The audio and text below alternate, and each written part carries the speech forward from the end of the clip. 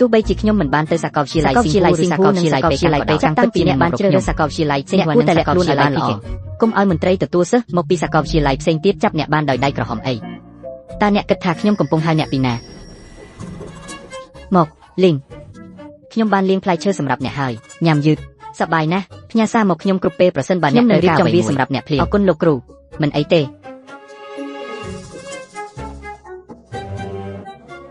តើអ្នកអីទេឥឡូវនេះខ្ញុំស្ថិតនៅក្រោមការត្រួតពិនិត្យរបស់ការិយាល័យចូលរៀននៃសាកលវិទ្យាល័យសិង្ហបុរីបញ្ចប់ខ្ញុំខ្លាចថាខ្ញុំមិនអាចចាក់ចេញពីបន្ទប់ប្រធានាធិបតីនេះបានទេ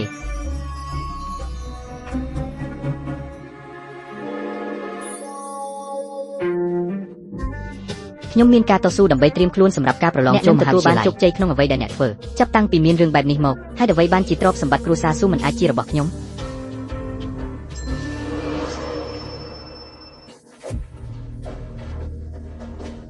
ប្តីម្នាក់នេះ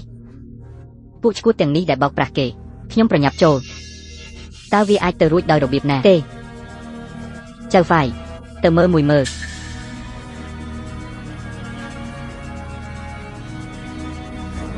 ពួកគេមកពីគ្រួសារស៊ូក្រុមគ្រួសារយើងបានបញ្ជូននរណាម្នាក់មកពួកគេត្រូវតែនៅទីនេះដើម្បីជួយយើងបង្ក្រាបព័ត៌មានអំពីការបង្ក្រាបពួកគេអូទីបំផុតក្រុមគ្រួសារបានបញ្ជូននរណាម្នាក់តែក្រុមគ្រួសារយើងអាចជួយយើងដោះស្រាយវិបត្តិនេះដោយរបៀបណាយើងទាំងអស់គ្នាមានឆន្ទៈក្នុងការសហការស្រមុកគ្រាន់តែសហការទៅយកត្រាផ្លូវការរបស់ក្រុមហ៊ុនបុតសម្ព័ន្ធសូមផ្ដល់ឲ្យខ្ញុំនៅវិញ្ញាបនបត្រភិហ៊ុននិងវិញ្ញាបនបត្រអចលនទ្រព្យឲ្យផ្សេងទៀតទាំងអស់ដែលបានបែងចែកឲ្យខ្ញុំបាទចាសតើអ្នកត្រូវការរបស់ទាំងនេះសម្រាប់អ្វីឈប់និយាយរឿងមិនសមហេតុផលបើអ្នកមិនយកមនុស្សរបស់ខ្ញុំទេខ្ញុំនឹងត្រូវធ្វើវាដោយខ្លួនឯង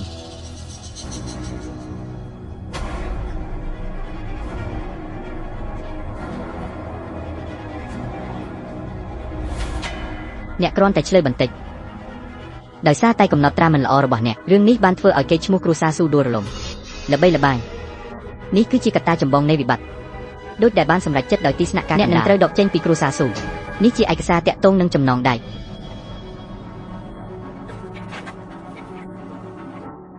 ក្រុមគ្រួសារខ្ញុំពិតជាត្រូវលុបខ្ញុំចេញពីបញ្ជីហេតុអ្វីវ៉ាន់ជាមិនអាចធ្វើបែបនេះបានទេមិនអាចរក្សាអាជីវកម្មបានទេយើងជាក្រុមគ្រួសារអ្នកនិងអ្នកដទៃទៀតក៏មានកិត្តិនាមល្បីល្បាញពីថ្នាក់ខ្ពស់របស់ក្រុមហ៊ុនផងដែរចាប់ផ្ដើមពីបាតប្រសិនបើអ្នកមិនយល់ស្របនឹងការសម្រេចចិត្តក៏អាចចេញពីគ្រួសារលោកីបានដែរទៅធ្វើពុតជាបោះបង់ចោលខ្ញុំបានបញ្ចប់ខ្ញុំនឹងធ្វើឲ្យគាត់ស្លាប់ល្អខ្ញុំនឹងមិននៅជាមួយគាត់ទៀតទេប៉ាល្អជាងអារម្មណ៍ទាំងនេះឥឡូវនេះគឺស្រទន់ណាស់ស្វាមីទោះបីជាក្រុមគ្រួសារបានយកភាគហ៊ុនមកវិញក៏ដោយប៉ុន្តែស្បូនត្រូវបានហៀលើដៃរបស់យើងដរាបណាគ្រួសារយើងនៅជាមួយគ្នាក្រោកឈរឡើងវិញយើងពិតជានឹងយកឈ្នះលើការលំបាកនេះក្រុមហ៊ុនបុតសម្ព័ន្ធផងដែរបាទចាសដរាបណាយើងដំណើរការក្រុមហ៊ុនបុតសម្ព័ន្ធរបស់យើងបានលើកឡើងវិញនៅសារៈសំខាន់នៃទីស្នាក់ការកណ្ដាលអ្នកពិតជាអាចបង្វែរអ្វីបានមែនអ្នកនិយាយត្រូវវាជាការល្អដែលអ្នកយល់មកផឹកថ្នាំនោះ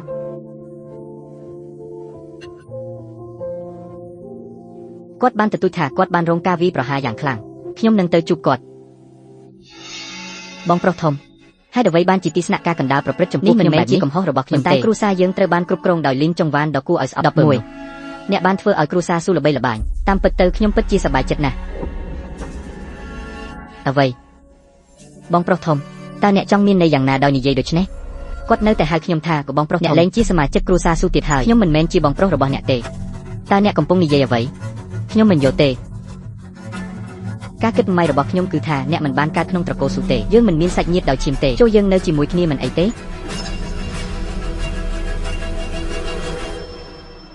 ចៅហ្វាយ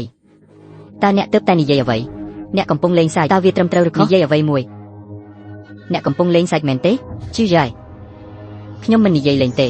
ឪពុករបស់ជីយ៉ៃគាត់ជាប្អូនស្រីរបស់អ្នកគាត់មិនមែនជាប្អូនស្រីរបស់ខ្ញុំទេគ្មានទំនាក់ទំនងឈាមទេលីនស៊ីហាវគឺជាប្អូនស្រីបង្កើតរបស់ខ្ញុំមិនដែលចាត់ទុកអ្នកដែលសួរខ្ញុំដូចជាប្អូនស្រីរបស់ខ្ញុំទេបងប្រុសកុំនិយាយលឿនម្ល៉េះម៉ាក់មិនអាចទ្រាំបានទៀតទេចេនយីខ្ញុំពិតជាស្រឡាញ់អ្នកណាស់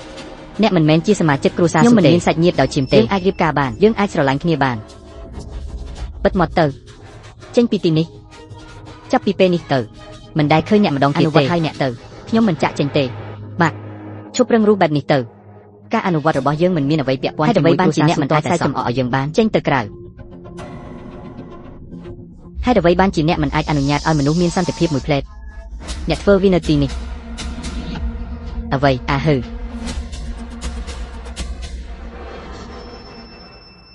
កុំបារម្ភអីខ្ញុំមានគម្រោងទៅលេងក្លឹបពេលកាំងក្នុងរយៈពេលប្រហែលថ្ងៃមុនពេលចូលរៀនតើយើងគួរទៅសារមន្ទីរមុនទេនៅតែអស្ចារ្យមែនខ្ញុំដឹងថាអ្នកនឹងមកទីក្រុងពេលកាំងមុនពេលចាប់ផ្ដើមឈ្មោះខ្ញុំឈឺតើអ្នកអាចមកជួបខ្ញុំបានទេថែរក្សាសុខភាពរបស់អ្នកក្មេងអ្នកស្រឡាញ់យើងតើពួកគេធ្លាប់មានទំនាក់ទំនងស្មោះត្រង់ជាមួយយើងទេស្ត្រីតើខ្ញុំធ្លាប់ហៅអ្នកថាម៉ាក់ទេពេលនោះខ្ញុំជាអ្នកការពារអ្នកខ្ញុំមិនបានអនុញ្ញាតឲ្យអ្នកត្រូវបានដោះដូរទេស្ត្រីតាមពិតទៅខ្ញុំពិតជាដឹងគុណអ្នកណាស់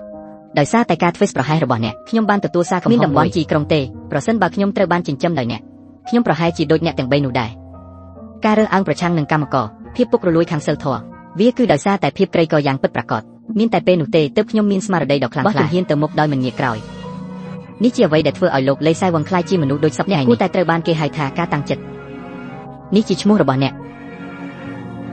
តើអ្នកចង់បដូរវាមកវិញទេស៊ីវ៉ាងគឺជាឈ្មោះដែលជីដូនរបស់ខ្ញុំបានដាក់ឲ្យខ្ញុំដោយក្តីស្រឡាញ់ទាំងស្រុងវាក៏ជាពរជ័យនឹងការរំពឹងទុកដ៏ស្មោះស្ម័គ្ររបស់គាត់ចំពោះខ្ញុំផងដែរបើគ្មានការផ្លាស់ប្ដូរឈ្មោះទេគាត់មិនអាចទទួលមរតកអ្វីគ្រប់យ៉ាងពីគ្រួសារស៊ូបានទេ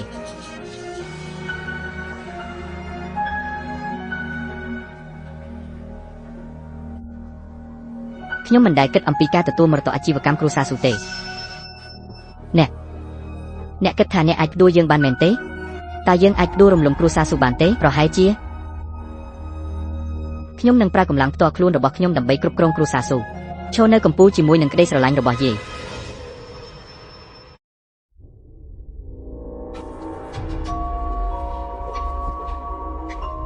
ប៉ានោះ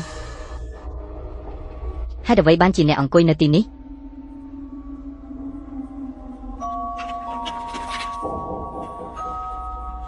ជីយីឥឡូវនេះយើងកំពុងត្រូវបានគ្រួសារយើងបណ្តេញចេញប្រសិនបើរឿងនេះនៅតែបន្តសូម្បីតែការិយាល័យសាខាក៏នឹងត្រូវបាត់បង់ដែរជីយីទោះបីជាអ្នកមិនមែនជាកូនស្រីបង្កើតរបស់ខ្ញុំក៏ដោយប៉ុន្តែខ្ញុំបានចិញ្ចឹមអ្នកដូចជាព្រះនាងអស់រយៈពេលជាច្រើនឆ្នាំ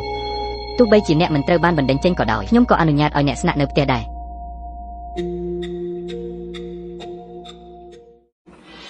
ស៊ូឆៃបានរៀបការតើខ្ញុំអាចរៀបការជាមួយបរិសុទ្ធចំណាស់បែបនេះដោយបានរៀបការជាមួយស៊ូជីយីជាអ្នកមានថ្មីថ្មោងក្នុងនាមជាម្ដាយចុងរបស់នាងដើម្បីជាប្រយោជន៍ដល់ក្រុមហ៊ុនរបស់គាត់ដើម្បីលុបចោលការភ្ជាប់ពាក្យបងប្រុសស៊ូពិតជាបានទៅពិធីមង្គលការរបស់ស៊ូជីយីហើយបានព្យាយាមរបស់ខ្ញុំត្រូវបានបរិសុទ្ធរបស់លោកលាវបាត់ត្រូវបានទុកចោលឲ្យពិការពេញមួយជីវិតនោះជារឿងដ៏គួរឲ្យខ្លាចណាស់ជាសំណាងល្អខ្ញុំត្រូវបានចិញ្ចឹមដោយជីដូនរបស់5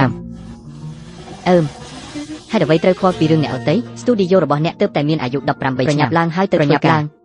ប្រញាប់ឡើងអ្នកចាត់ការទូទៅលីនអ្នកចាត់ការទូទៅលងទីក្រុងភាគខាងត្បូង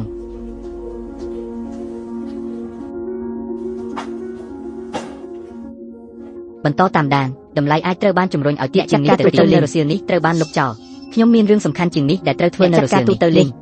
នេះខ្ញុំបានរៀបចំវារួចហើយបានផ្ញើវាទៅកាន់អ៊ីមែលទៅជាកិច្ចសន្យាដែលអ្នកនឹងយកសម្រាប់ការឡើងឋានៈ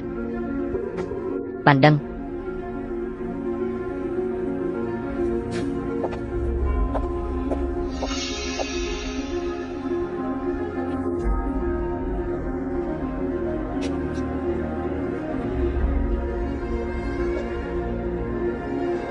បាទខ្ញុំទន្ទឹងរង់ចាំជួបអ្នកយូរមកហើយទីបំផុតអ្នកបានមកដល់ហើយអ្នកដឹងហើយក្រុមហ៊ុនរបស់ខ្ញុំកំពុងដាក់លក់ភាគខ្ញុំរវល់ណាស់តើគ្រូសាស៊ូនឹងលក់ឲ្យខ្ញុំទេ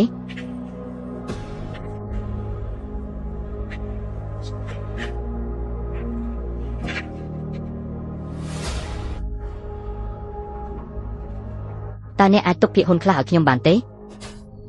អ្នកអាចរងចាំបន្តិចទៀតបានត្រឡប់មកវិញហើយអង្វរខ្ញុំនៅពេលដែលគ្រូសាស៊ូគ្មានតម្លៃលោកវ៉ាងថែម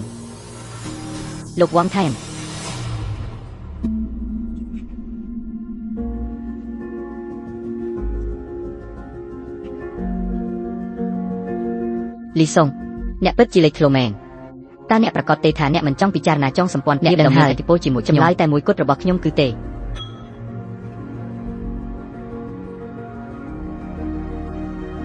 ខ្ញុំមិនដែលប្រថុយវាសនារបស់ខ្ញុំលើអ្នកដទៃទេច្រើនជាងស្នេហាអាជីពនិងអំណាចកាន់តែតាក់ទាញថែមទៀត